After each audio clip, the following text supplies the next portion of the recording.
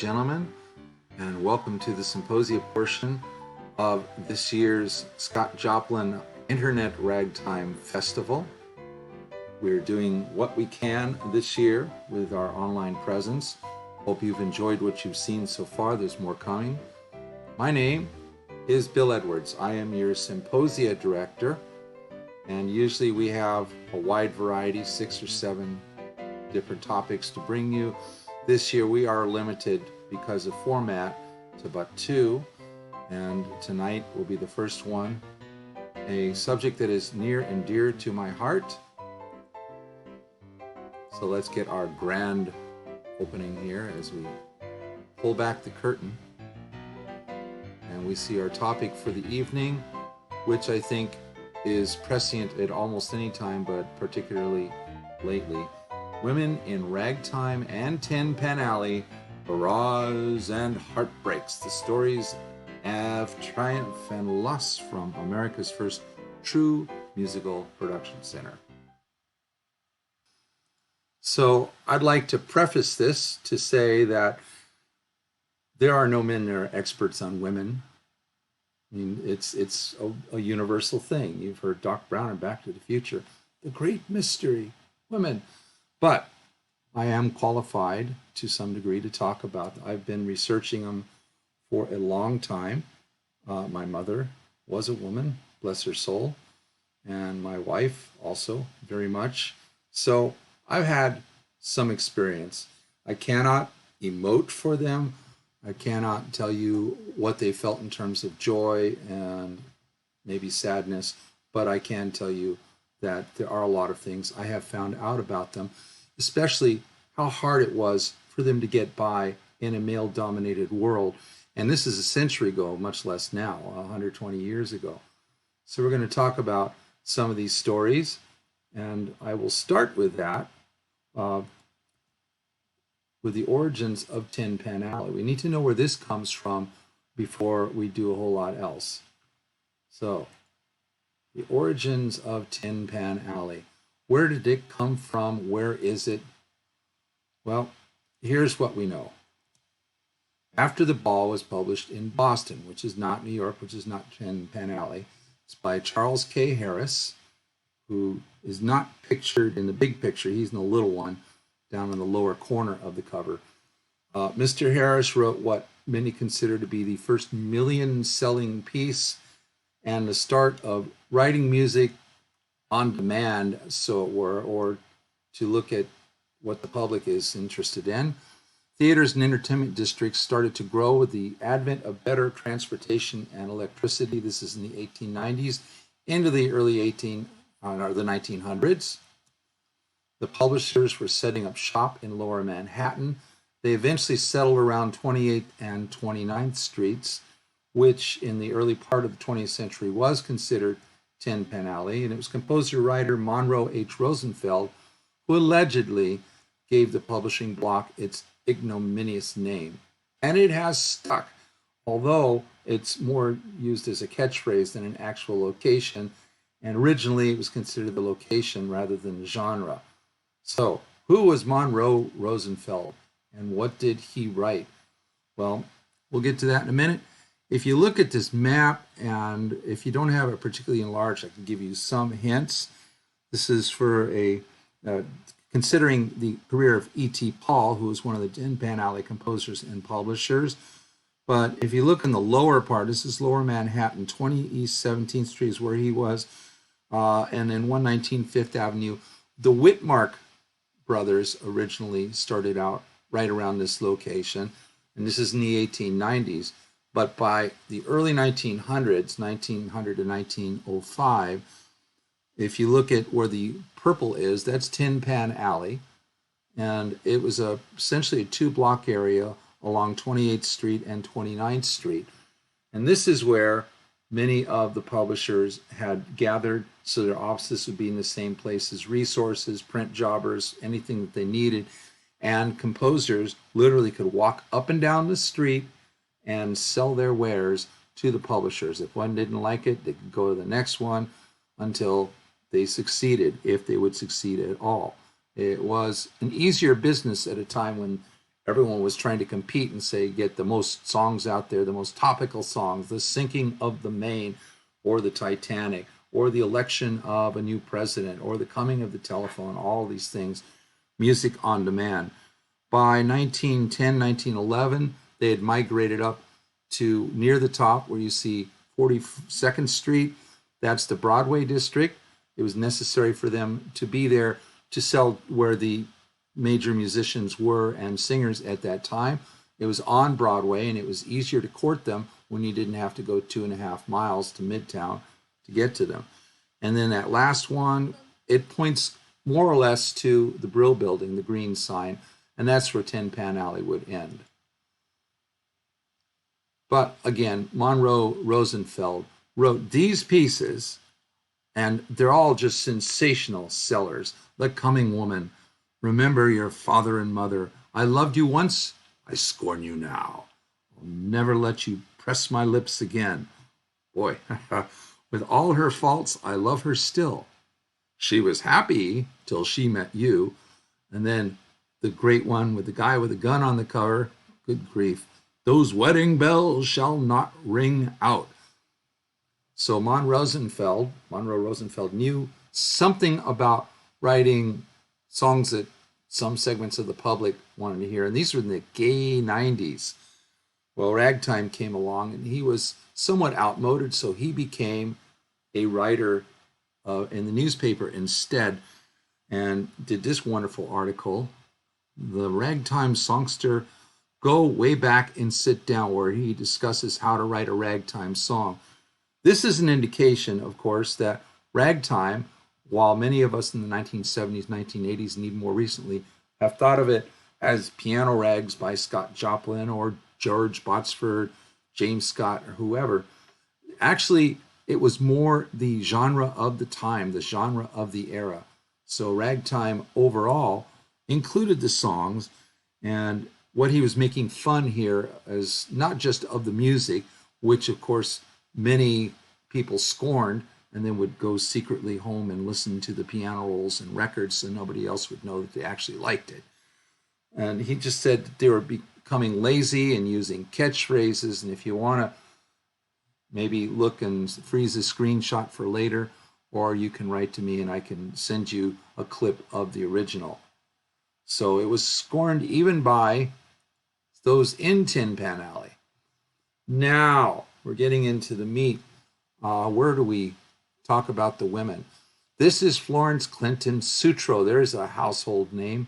Actually, among a few people in the early 1900s, she was. And yes, she's moving. I embrace technology. There's new technology out that allows me to create these animations. So enjoy them. It sort of brings the people alive. Anyway, Florence Clinton Sutro was, let's say, more of an advisor and more of a writer than she was songs, although she did quite a bit of music. And this is from an article that she published in 1898, which is going to be the basis of where I go from here. So please allow me to read this in case the text is small, but it says a lot, and we'll discuss. When I was a very small girl, I'm not going to do her voice.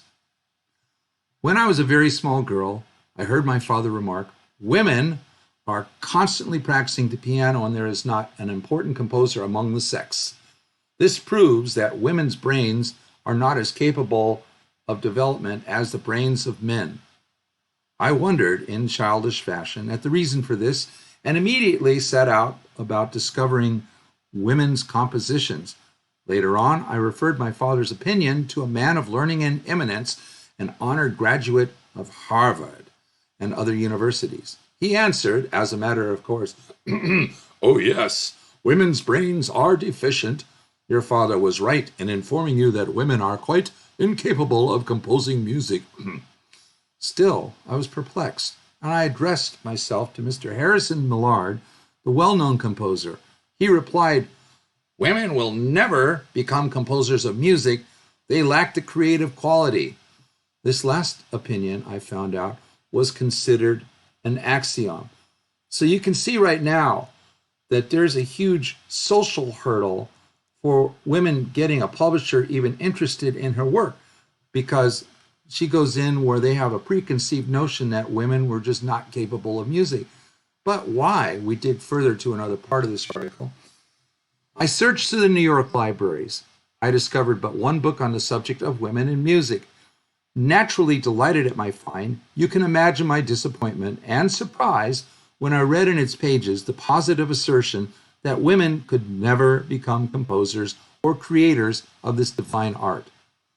I found also an essay titled Women in Music, written for the Philadelphia Exposition, which was held in 1876. It contained the names of 11 composers, but their works were not mentioned. There was a book entitled Women's Work in America by Annie Nathan Meyer, written in 1891.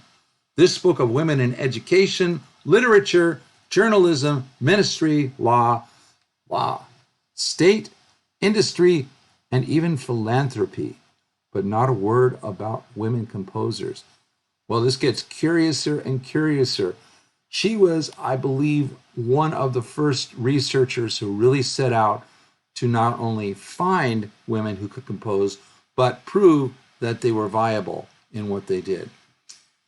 If women like George Eliot, aka Mary Ann Evans, and Mrs. Elizabeth Barrett Browning have penetrated to the depths of thought and displayed the strongest kind of intellect in literature, and women like Maria Mitchell and Caroline Herschel in astronomy and mathematics, and others in every other branch of mental activity, we need no further proof that the female mind is capable of the highest original efforts in music. In the field of musical composition, the very fact that women grasp matters by instinct and emotion rather than by reason would give her a great advantage over men, provided her mind is trained as well as theirs in other respects. This fine intuitive sense of what is beautiful, appropriate, and harmonious should produce greater results in musical composition if added to the trained and disciplined intellect than might be expected of the intellect alone. In many ways, this is somewhat like what Scott Joplin was espousing when he wrote Treemonisha, is that Black people can be just as productive and great members of society as white people, which of course we have since found out is quite true. All they need is equal opportunity, equal education. And this, unfortunately, just was not all that common. Women were sent off to a finishing school. Not all of them got properly finished, so it was, but they still had this uphill battle wanting to become a lawyer or even a songwriter. And the common workplace then was, let's say, sweatshops where they would make clothes, or you work in a millinery where they made hats, and it all had to do with women's things, and they just couldn't be in the industrial world or the business world, and music was considered an up-and-coming industry. So if they'd had the proper musical training, and there were a handful of women who did in the 1880s and 1890s, then perhaps they would have been prevalent a lot sooner. Fortunately, things did change right at the turn of the century. So let's look at one of the early composers and where she made it big, Ida M. Emerson, Howard Hills. Now you'll see when I put the names here, there are a lot of names. I'm putting all the names they accumulated throughout their lives. Some of them are very long, and some of them are very brief. Those are women usually who did not marry, and those who married as many as 8 or 9 times. I think we'll see some of the moderation here, 5 or 6. But Ida M. Emerson, Howard. The Howard is important. That was her husband of the time, her first husband, who you will know as Joe Howard. Together, they made it big around 1900 when they wrote, Hello, Ma Baby. Hello, Ma Baby, my gal has left me. Now, there's been some arguments as to how much Ida contributed to the music, but given that she had some successes after Joe Howard left her, that's likely that she contributed quite a bit. Anyway, her name was on the cover, but if you look carefully, Howard and Emerson on the first two, you only see last names, because sometimes women had to go undercovers where they'd use an initial or some kind of pen name or just obliterate their first name to begin with because they didn't want to be ignored simply because they were a woman. And this unfortunately did happen. It happened to black composers too, often when their pictures were on the cover. But I mean, you can look at some of the songs there at the bottom that she did. Joe Howard was, I think in the end, sorry he left her, wrote a song for her in 1909 that was very predictive for him. I wonder who's kissing her now, and I believe he actually was. Well, do you remember this guy? This is where the piece shines.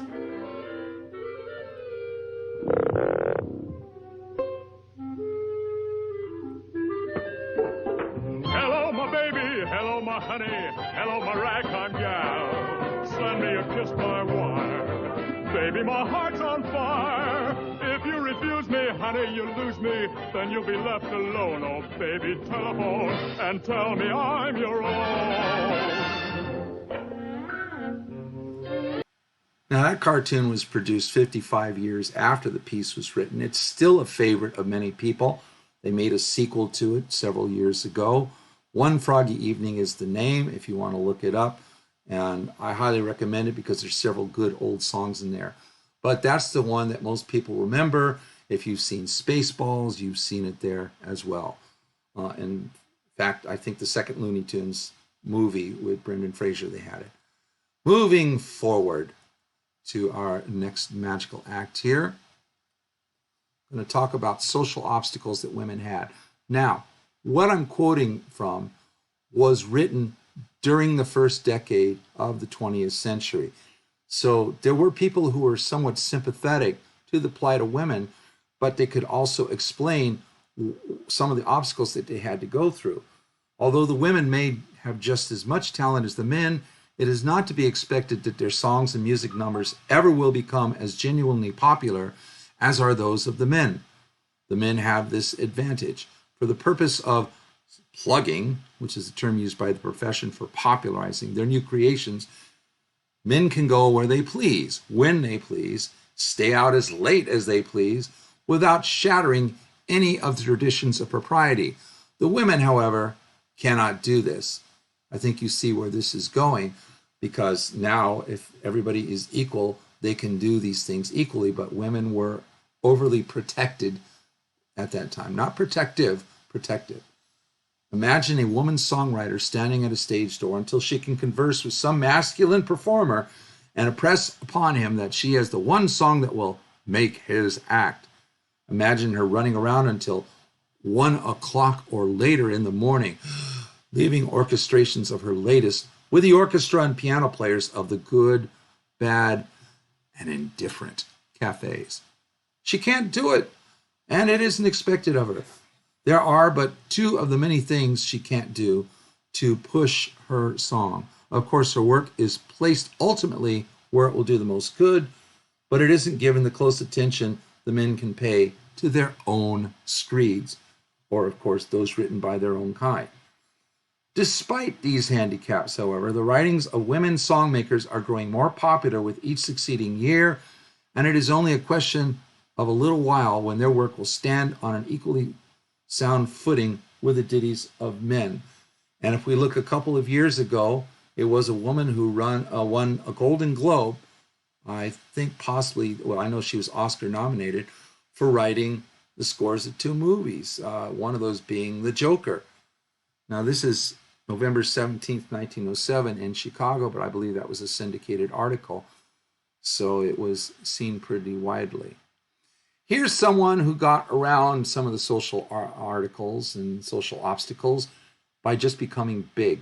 You know her as Nora Bayes, but her full name, Rachel Eleonora Dora Nora. You can see where the Nora came from. Goldberg Bayes, that was her birth name, more or less, somewhere in there. Gressing, her first married name. Norworth, a name you might recognize. Clark and Gordon. So, yeah, she had 4 or 5 marriages there. Anyway, Bayes and Norworth were a big deal in the Ziegfeld Follies. They were there from the beginning of the Ziegfeld Follies. And in fact, for the first or second year, they wrote this ditty, Shine On Harvest Moon, which many of you will recognize. Now, Nora actually did the music for a lot of these. Jack Norworth was more the lyricist. She could write music and lyrics and did well. There were pieces written for her and by her as well, such as the Nora Bayes Foxtrot. She was a big deal. But the thing that she became most known for was not a song that she wrote, yet she was the first one to perform it at a critical time in American history, and that would be Over There, Over There. And you can see the rest of them underneath. She was on the first cover of Over There, which is, by the way, I believe the only song written by George M. Cohan that was not intended for one of his stage shows.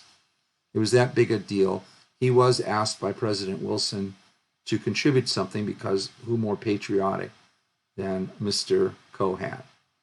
And we still hear it now and then, a century later. Jean Veronica Perring Lennox Sutton. Yes, Jean Lennox was also known largely for her lyrics, but she did write some music. And she wrote with Mr. Harry Sutton. Now, she has two names there, which is interesting. Well, the Lennox, not sure exactly where that came from. It was an invented name. The Perring was her maiden name, and Sutton, she got that twice. From what I understand, she married Harry Sutton in 1904.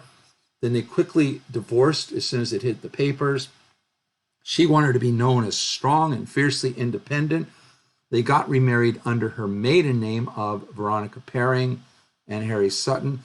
And the illusion was maintained in the newspapers up to the time of Harry's untimely death in the early 1910s that they were not married, that they were simply song partners, that Harry was married to someone else when he was, in fact, married to Miss Lennox or Perring.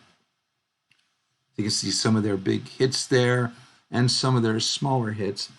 They were popular, but unfortunately, Harry left the world and she lived another several years before she died. In fact, many of the family members died from, I'm not sure exactly what it was, I think it was tuberculosis. It was going around. She died in Washington, D.C. around 1919 or 1920. Now, if you look at the name also, Jean Lennox, Jean is one of those names that can go either way. Jean Schwartz was a male writer. And there was an incident where Jean was invited to a party, and so was a person named Jean Lennox, who was there to talk about the music business and all the songs he'd written. So the hostess, when she found out who was who, the woman Jean, she just said, no, let this play out. And so he started talking about the music business and his big hits and so on. And then she stood up and said, so why don't you play us one of your numbers? And said, well, I'm not prepared. I need the music to do this. I said, okay, fine. So she sent her houseboy or whoever to her apartment, which was not far off, to get some music while he kept talking, and then brought it back, dumped it on the piano. He stared at it, could not read a note, could not figure it out. And that's when she said, so did you know that Jean Lennox was a woman and that she's standing in front of you? Sat down, started playing, and the guy was instantly booted out. So that's among the things that women had to deal with at that time. Even having their identities blatantly stolen. It's quite a story. She was quite a lady. Now, blatantly sexist perceptions. That's where I was going with this. That was the one of her. So here's from another fine article. At last the secret is out. The reason why women cannot compose such good music as men. Philip Hale has discovered it in the London Referee. An extremely gallant writer in that periodical argues it out in this way. Women has been, or indirectly man's constant source of inspiration. How then can inspiration inspire itself? In other words, men think so much more highly of women than women think of men. That women have not the same source of power.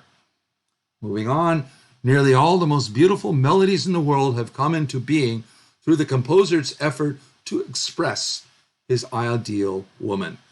The same effect is noticeable in a man's piano playing of passages of amorous and delicate sentiment. It is seldom one hears them interpreted with such intense tenderness by a woman. The man is expressing an ideal. Believe it or not, there's more. The suffragettes are evidently right, says Henry T. Fink, the musical critic. Men are inferior beings. After reading the above, however, mere man will surely try to improve himself, were it only in order to improve the music composed by a woman.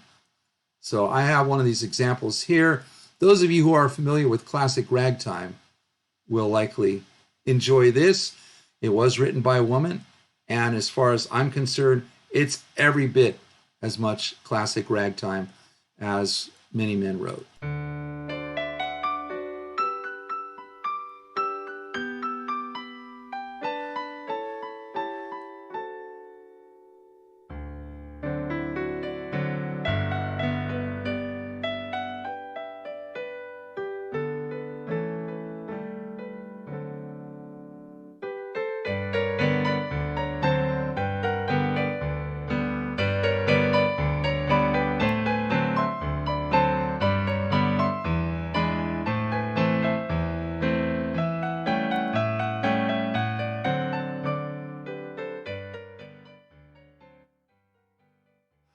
That piece is Affinity Rag, something I have a particularly nice affinity for, the Affinity Rag. I've enjoyed playing that for many years. Yes, it was written by Irene Kozad, a woman composer, and it really stands up. It's got 4 brilliant sections throughout, and well, you'll hear it in concert hopefully next year if you come and spend some time with us in Sedalia. Let's talk about Blanche Merrill, who's done stuff that you know. Blanche Merrill made it by understanding women. She was, of course, a woman, but she understood what their needs were. She also understood what was funny and what was not and what would ping on stage. So her vessel was not as a performer, but as going through the performers. This first one here, Eva Tanguay, think of her as the Lady Gaga or the Madonna of her kind. Tanguay was known for a song called I Don't Care, which you may have heard Judy Garland sing in a film long ago. She went out on stage once wearing a costume. No, it wasn't made of all meat like Lady Gaga. It was made of dollar bills. But that got some tasty reviews in the paper, and she would cavort on stage and look as sexy as possible.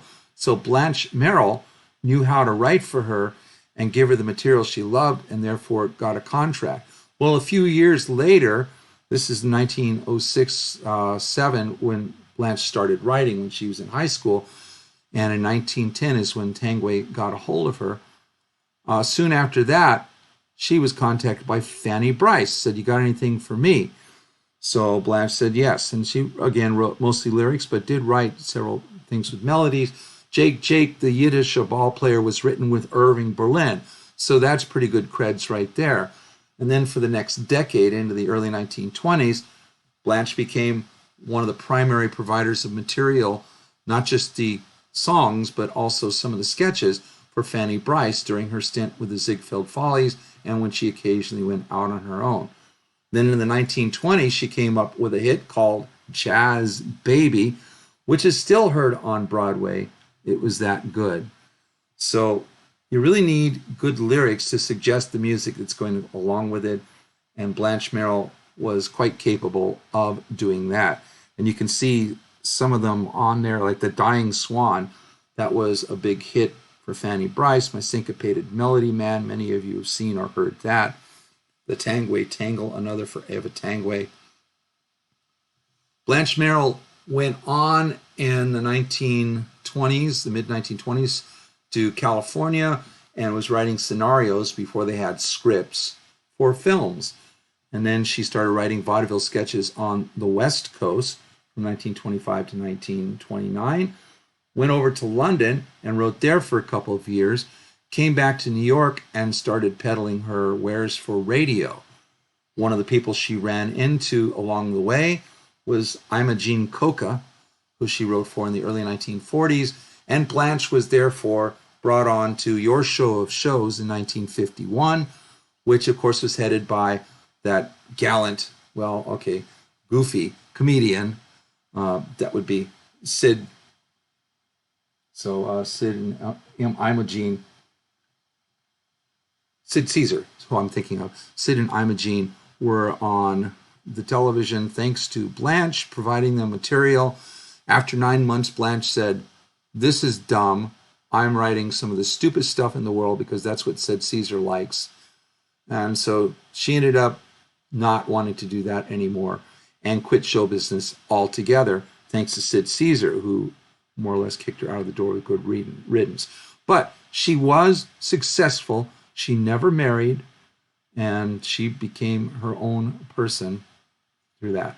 Now, here's another woman who actually made a man famous, if you can imagine that.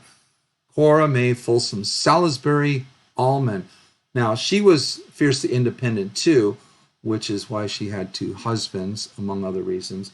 But Cora May Folsom was not only a decent writer of rags, you can see the Poodles Parade, it's okay. Lemons and Limes, I play that a lot. Ghost Dance, one of her more famous pieces. But she was also a vaudeville performer, spent a lot of time out on the road with various acts, including one that she discovered in her home, Oshkosh, Wisconsin. He was a young lad named Benny Kubelski, and he played the violin. He was a classical violin player. Well, they went out with their act, and it turns out there was another violinist whose name was very close to that, Benny Kubelski, so they had to change it. They ended up changing his name 3 times until they settled on Jack Benny. And to the end of his life, Jack Benny thanked Cora Folsom Salisbury for getting him his start on the stage and career when he was in his teens. She had to promise Kubelski's father that she would take good care of him and make sure he didn't get in any mixers and didn't mix with any woman, because Jack was from, of course, a devoutly Jewish family. You just didn't go into show business like that. So his father had less to do with his fame than did Cora. And now we move to a name that's familiar to anyone who's heard female composers played in Sedalia, May Frances Aufderheide, who was later married to a Kaufman. She's looking at us there. Now, I know that some of these covers are very dicey. I do not endorse any of the images on this cover, of any of these covers. They are there simply because we're trying to present historical context. I would never want to publicly display these for any other reason except for that context, to know what we were dealing with at the time. We know what we were dealing with at the time. However, this was unfortunately common, and that's how they sold the pieces back then. The works, though, speak for themselves. May Aufderheide wrote some very fine works, and she influenced a man as well. It was her father. May had a friend of hers help her typeset one of her first pieces, and then he printed it. He was a fledgling printer, did about 500 copies, and they distributed it around Indianapolis. This was after her father had sent her to finish school. She came back unfinished, and he was rather upset with her and said, "Why can't you just be an ordinary girl?" She says, "Because I love ragtime." And when he saw that Dusty was gathering dust on the shelves and that she was still writing and was going to do this no matter what, he started the John H. Aufderheide Publishing Company. So yeah, there was an influence there. The daughter, so for the love of his daughter, he created one of the better firms in Indianapolis, which was later sold off to a Chicago firm, and also brought in several other composers, including Paul Pratt, who wrote some fine rags, The Hothouse Rag, of course, is one of his that we know. And Les Copeland, who almost became a pianist, I think, no, I'm thinking of J. Russell Robinson, also from Indianapolis, and he became a pianist briefly for the original Dixieland Jazz Band after their first pianist died. So the Indianapolis ragtime movement, or at least the availability of being able to distribute it, Mae Francis, Ofter Heidi, was responsible for that, in part. Then there's Charlotte Blake. She was a prolific writer to a degree for a woman composer, and she was from Detroit, Michigan. First company that she worked for was Whitney Warner, which was bought and reformed by Jerome H. Remick, who eventually became one of the larger publishers in New York City. She stayed in Detroit. You can see there's the Poker Rag, which we heard opening of this show, the Poker Rag, that Tired Rag, Missouri Mule March, and several other pieces that are down there at the bottom. On her earliest pieces, as you can see on the Missouri Mule March, you may have to squint a little, it was written by C. Blake. I don't know if that was her choice or the publisher's choice, but again, it was just hard to sell something with a woman's name on it. But once she became famous in the trade papers and had a local following in Detroit and further out, she revealed her name. So she was a pioneer as well, and just a solid writer. And as she flies off into the distance there, we talk another one, which sort of a tragedy, but interesting. Billy Brown. This is one of many women composers who, and I mean no malice by this, but they just couldn't get their stories straight. They would constantly lie about their age. In this case, I think it was Billy Brown's mother. That she was adopted, and her mother, who helped her write Lonesome Mama Blues, which you see there, constantly misreported her age to the press. Well, unfortunately, she died in 1919. It wasn't of the flu. It was another malady. And her mother tried to keep this alive by claiming at the time of her death she was 18, not 27, which was her actual age. This Aloha was first published in about 1913 or 14, and it was variations on Aloha Oi. And yes, Queen Liliuokalani has to be in a larger, broader discussion of women in ragtime, because she influenced a lot of composers just with Aloha E and maybe 3 or 4 other pieces that were published in the United States, and she was greatly popular, the most popular queen of that era for certain. So with her Dangerous Blues, Billy Brown got very close to jazz, and it was played by several famous jazz artists in the 1920s. Unfortunately, she did not live to see that, but that was part of Kansas City. Then we have the businesswoman, Carrie Jacobs Bond, who came from almost nothing. She married a guy she should not have married, but she had her heart set on Dr. Bond. And after she married him, he died. She was left a widow. And she and her son started this publishing empire in Chicago in the late 1890s on borrowed money. She drew her own covers. She did all of the work and formed an office and marketed it and marketed and marketed. And as a result, Carrie Jacobs Bond became the first millionaire publisher who was a woman. She moved out to Hollywood, California in the 1920s. Her son, he went through a lot of pressure being her son, and unfortunately, he ended up committing suicide in the late 1930s, just outside of Los Angeles, and she spent several years trying to connect with the occult to connect with him, and found out it was all a sham and was disillusioned. But she was a famous citizen of Los Angeles and was peripherally involved with the founding of the Hollywood Bowl and some of the music societies in Los Angeles, and was somewhat of a philanthropist at that. Well, now we have one of the Heartbreak stories, Reva Marie Rich Tonelli. Well, Reva Marie Rich, this is before she was married. When girls were presented to society at age 16 or 17, the young soubrettes, they were given coming out parties It was a big deal made. You're a woman now. Well, one of the things that she wanted at her coming out party was to present her own work as a composer, and her daddy complied. And if you look at this, La Petite Boston, those of you who can read music, I did not record this, but if you can read music, you can see that looks like a fine rag, and it really is. It's a very competent piece written by a 16-year-old at the time, but she did a good job with it and had it published just in time for the party. But somebody got a detail wrong. We don't know if it was the Starmer brothers who drew the cover. We don't know if it was the print jobber.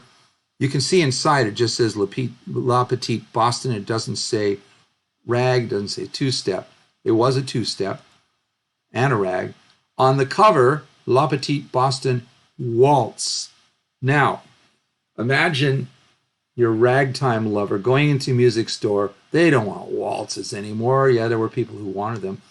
They see waltz, they're just going to pass it by and not even open it up. Not interested. I want the latest ragtime hit. And that had to be a crushing blow to Miss Rich when she saw this. There was a second edition printed with a correction, and it did have two-step on the cover. But by then the damage had been done and the piece became old. So, yeah, there was heartbreak. There was heartbreak all over the country. I'm just covering those who were known on Tin Pan Alley. And of course, Tin Pan Alley by this time had spread out to several centers in the country, not just New York. Now we go to a woman who actually got me started in this. Her name was Fannie B. Woods, Fannie Bell Woods. And in 1912, she wrote a little piece called Sweetness, which was carried by the Forster Company. She lived in Louisville. Forster was in Chicago. But it was a very fine rag, and it was a rag, a good one. Many of us have played it over the years. However, there was an association accidentally between her and Charles Leslie Johnson, the writer of Dill Pickles, among other things. Comeback Rag and Blue Goose Rag, some great pieces. However, Fannie was not Charles Johnson, and I got notified many years ago from a student of hers, why are you saying that Charles Johnson wrote my piano teacher's rag? And when I looked into it, I found out her history, but it took years to unravel the mystery of how this happened. Well, if you look inside or on the back cover of many pieces, you'll see an advertisement like this. And these are templates. They're put on several pieces of music. This was on Sweetness. No, it wasn't on Sweetness. It was on another Charles Johnson rag. But by the popular writer of syncopated melodies, Fannie Woods. We don't know of any others that she wrote, but she evidently was a popular writer of syncopated melodies. And you can see there's Sweetness, and that is the accurate music, good ragtime two-step. Now, a few months later, on a different copy of music, and this is, again, where women could get overlooked, you can see Tar Babies has been put in the place of Sweetness, but that's all that has changed. It still says, by the popular writer of syncopated melodies, Fannie Woods, and yet, if you look closely, it says Charles Johnson, who wrote this, not Fannie Woods. But somebody somehow got this confused, and even the wife of F.J.A. Forster, the publisher, at one point, she was confused by this too. How could this have possibly happened? She was gone long before I could shed any light on this subject. But this is how we think it got cast as a Charles L. Johnson song, was an advertisement like this. Well, I'm glad that mystery is straightened out, and so is Fannie. You can see right there, it was respectfully dedicated to Mr. W.J. Mansfield, William J. Mansfield, who she ended up marrying. And here she is in the 1950s at her favorite instrument, the organ. Wonderful two-manual electronic organ. Well, there's the tale of Fannie Woods. There were changes in Tin Pan Alley, of course, after the 1920s. So we look at what happened. Publishers moved to the theater district around 42nd Street, as I'd mentioned, around 1910. Cover art became less prominent and celebrity pictures more prevalent. So if you look at the standard size sheets of the 20s and 30s, you will see a lot of templating that has several titles and one of them is highlighted. and you will also see who sang this song or who played this, or sometimes the composer, such as in the case of Zez Confrey. So all the covers that look the same, a little bit less interesting, a bit more Art Deco. The Great Depression greatly hurt the business, and many companies folded and they consolidated to the Brill Building, which is what you see in the background of the slide there. And the Brill Building is more or less where Tin Pan Alley went to die. It thrived in the 30s through the 1950s. Singers, songwriters, and self-starters, however, in the age of rock and roll, made career songwriters all but irrelevant. Well, some of them have come back. Do you know that Meghan Trainor originally started out with encouragement from her dad, learning how to write songs, and was writing for other people? Glenn Campbell was writing songs. Chris Christopherson, great songwriter. Barry Manilow, before they started performing them themselves. So it has come back. But the real last occupants of the Brill Building, who gave us some great hits in the 50s, were Carole King, Jerry Goffin. There's Lieber and Stoller, who wrote a lot of Elvis hits. And at the bottom, Come Down, Doobie Doo Down Down, Neil Sedaka. I got to meet him many years ago. It was such a thrill to play his white piano, which was only for classical music, but that was a great time. And Lieber and Stoller, they're responsible for Don't Be Cruel and Hound Dog and some other, well, okay. And Carole King, you know what became of her, and now she's a stage musical. And there you have it. So, in the end, this is what's coming up. Encyclopedia of Female Composers of Popular Music. This is the index of those who wrote popular music. Again, let me define that. Those would not just be piano rags, but polkas and two-steps and popular waltzes and things that you would more or less hear when you were going to dances. This was not the parlor type music. A lot of these names will look familiar, and as you can see, many of them are rather long because I have all the married names on there. That's just how it's presented. They made alphabetical order kind of difficult. It made researching them almost impossible because not all of these women are properly documented. Sometimes all you have is a sheet of music with their name on it, and you have to work from there. It might be a married name. It might be their maiden name, and then they got married immediately, and you can't find them in census records as a result. So this was a long search. I did 532 in the end, and of those, I think only 17 or 18 I wasn't able to collect any serious demographics on. So if anybody knows who Kate Cairo with 2 Ks is, please let me know so we can fill that in. It's in the editing stage.